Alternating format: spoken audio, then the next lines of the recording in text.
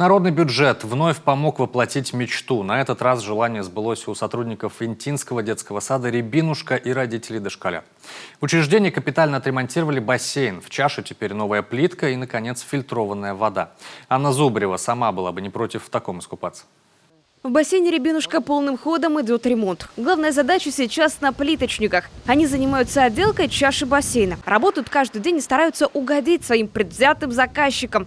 Не каждый день это пловцы дошколята. Для них своими силами сотрудники детского сада пытались поддерживать бассейн. Но как такового капитального ремонта здесь не было 37 лет. Со временем фильтр вышел из строя совсем. Он уже проржавел, и поэтому воду он не фильтрует, и вода поступает в бассейн. Она грязная, она плохого качества.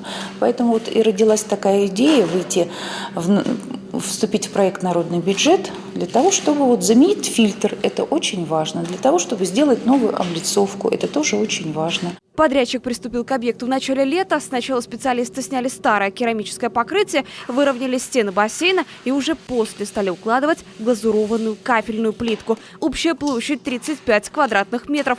Впереди главное – монтаж нового фильтра-насоса. Фильтр-насос предназначен для очистки воды, будет подключен, установлен рядом с бассейном, специально там отведенном месте. Будет также проложен трубопровод, через который будет поступать вода, уже, я надеюсь, чистая вода. Мощности нового фильтра должно хватить для очистки всей воды, уверен подрядчик. Каждый ребенок этого детского сада, начиная со своих 3 лет, каждую неделю занимается в бассейне. Дважды. Большая чаша с водой на самом деле востребована у юных воспитанников учреждения. Ведь плавание – это не только весело, это развитие физических качеств, таких как сила, ловкость и выносливость. Нашему детскому саду 37 лет. И когда он открывался, в проекте бассейна не было.